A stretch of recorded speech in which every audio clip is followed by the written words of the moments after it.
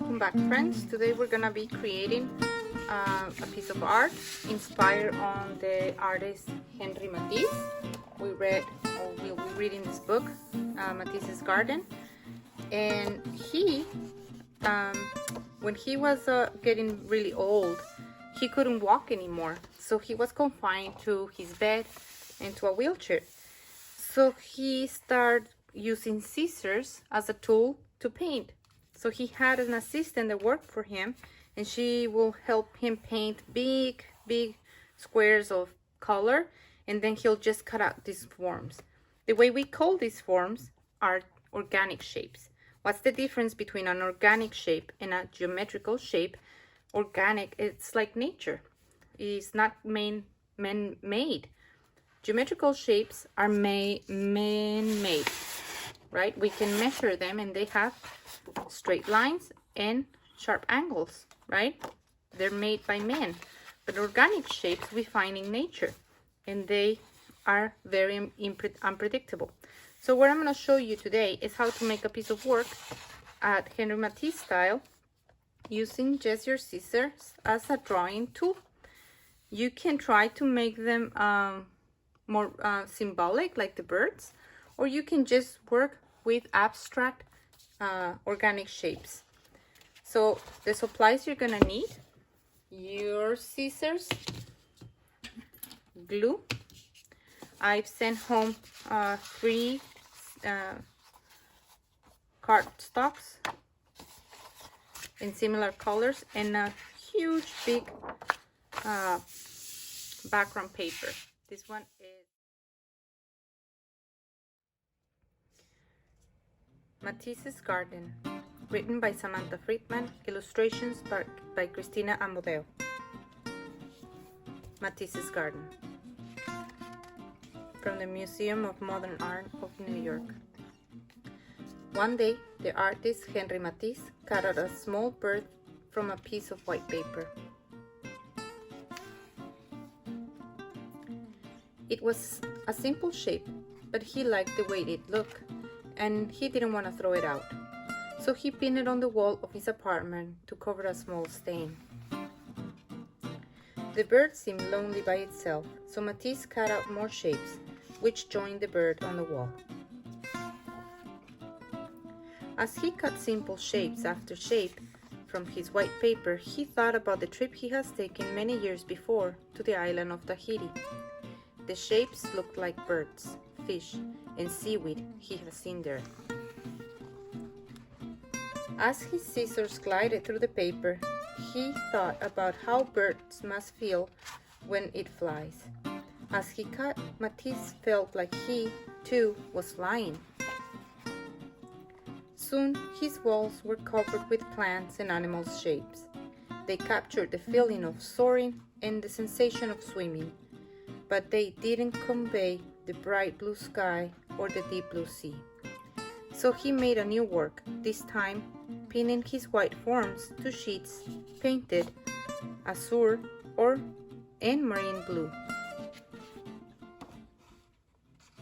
These are his actual paintings.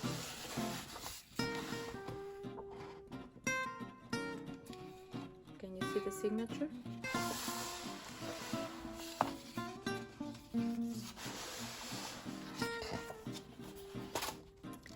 When he saw how color brought his shapes to life, he asked his assistant to paint sheets of paper in a range of shades, from vermilion to lemon violet. Instead of using only white paper, he decided he would make his shapes by cutting directly into color. He tried a pink leaf against a background of orange, and a green leaf against a background of black.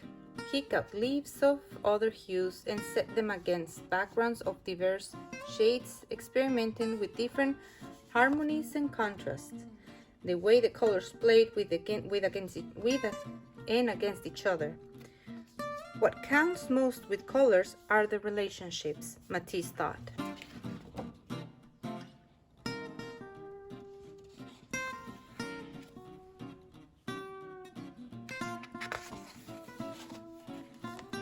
Matisse cut and cut. The leftover paper fell on the floor. He realized that every shape he cut created another shape. Instead of throwing it away, the leftover pieces, he added them to the composition. They weren't leftovers at all.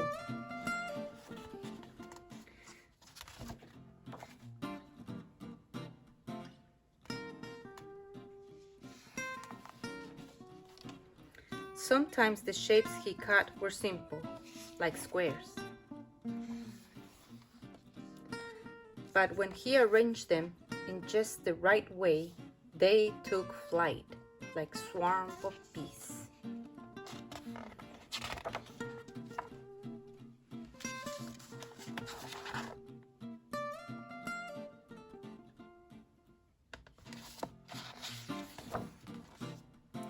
He composed his shapes to show familiar scenes, like a woman in a room with a vase of flowers.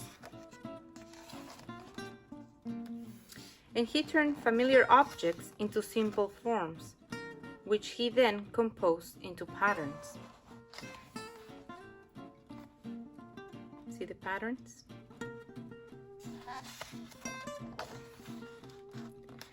His cutouts started very small, and then they got larger and larger, as large as the wall,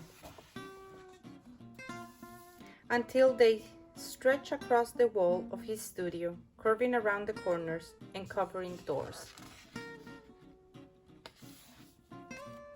Matisse realized happily, I've made a little garden around me where I can walk.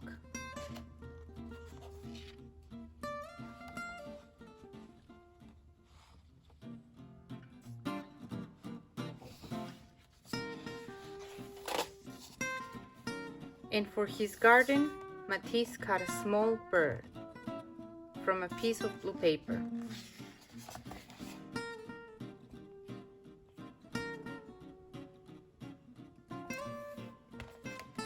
The end. I hope you enjoy the book as much as I do. And let's do some drawing with scissors in style of Henri Matisse. 18. So the first thing I need to do is to make this one a little bit skinnier. We don't want it that big. We don't want our work to be so square. We want to work with it as like this, as a big rectangle, just like in the book. And with these pieces, we're gonna start cutting with scissors, just like I've showed you before. We're gonna use the positive and the negative shapes that we create. So let me show you how. Let's begin by choosing one color and cutting it in half. No need to measure. Now in this space, I'm gonna cut an organic shape. So I'm gonna just try to think about a seaweed, a cactus. See how I'm rotating my paper? My paper is gonna do lots of loops around my scissors. And my scissors are gonna just stay straight in my against my body. They're never gonna curve, and you're just gonna keep going through your entire piece of paper, creating these seaweed looking shapes. Wherever you feel comfortable with, go ahead and cut the shape like this. This is one of my favorite shapes. And now I'm just gonna start like placing them somewhere in my paper. I'm not gonna make decisions right now. I'm just gonna make a lot of these like organic shapes, and I'm gonna start playing with them and see what I like and what I don't. Another way you can do them, oops, is folding them. Let's try another kind of shape. This time I'm gonna work with a zigzag line. I keep rotating my paper just like this in different directions to create these shapes. Open it. You have another shape. You can use the positive or the negative outcome of that shape. I'm gonna use as much paper as I can, just like Henry Matisse did. I'm just gonna go with wavy curvy lines like this. He did a lot of like these algae, seaweed looking shapes, and I find them very pretty. I love to work with them. These leftovers you can use, so don't break them. Again, take another piece. So Matisse loved creating these seaweed shapes. Let's look at the book again. He made lots of these fascinating seaweed shapes. See how every time he did one, they are all different? But then he just also created more simple shapes, just like the bird.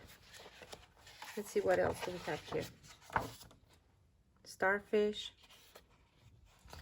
Sometimes he created also a loop, a spiral. So let me show you how to make a spiral.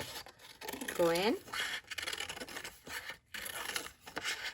and cut a circle, and now go in your circle, and you're gonna start like rotating your paper and getting into the circle, into the middle of your circle, just like that. That's the spiral, but we need to create the empty negative space between it. So now we're gonna cut from the inside, and this time you have to be very careful, and we're gonna make it skinnier. So I'm just like going back the same way I started, but I'm cutting out a little space, just like this. Take your time. This one, it's a little challenging, but it looks really, really good when we finish. We just cut. Just making it skinnier. Careful not cut yourself. Now I have a spiral too. See how pretty they look? Now you can start like combining in your composition what you're gonna keep and what you're gonna take. Let's create another organic shape. You can keep it as simple as you want. And you can use both. Try to use all the colors you have. And with the little leftover papers, what you can do is maybe create some polka dots or some stripes.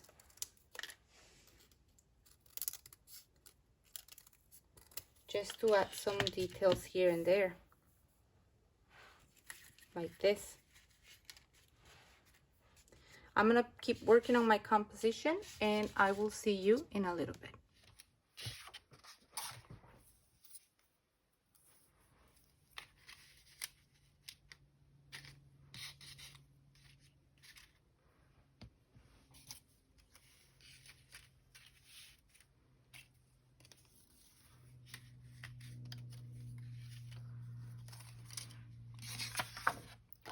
Now another shape you can do,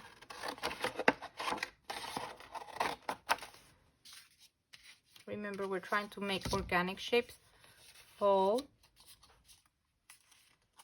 and fold again. Now you're gonna have to work with a lot of strength because this is hard cardboard. How about if we make some kind of teardrop or petal?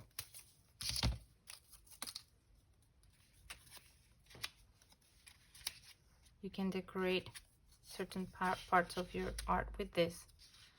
See? You can even use this kind of, I still have some, oh, I like this. I can work with that shape right there. So I'm just gonna start creating different shapes. I'm gonna let my mind go and explore different forms, and you can just start placing them in different places. You can put one layer on top of the other. I'm gonna use this bright color to brighten up my work. So I keep taking chunks of paper so I don't cut one shape in the middle and then I run out of space to work in something big. Now I do have big parts of my paper already covered, so I don't have to work with too many things now. Just the way you arrange your composition will tell you what you need. Let me see, what else can I create? I'm having a little bit of writer's block today because I have a lot on my mind. Let's just maybe, I'm gonna go with this shape. So this one, it's very popular. It's kind of like an E, or you know, like an out of this world E, letter E. Just like this. See how I'm just like shaping it? I have these funky looking E's. Or I can choose to just work with the cutout. Okay? Keep combining colors and creating different places of interest. Include them wherever you choose. And I will see you after this whole project is complete. Okay, I accidentally forgot to press record, so you don't get a video of me gluing everything down. I did show you how to make your shapes.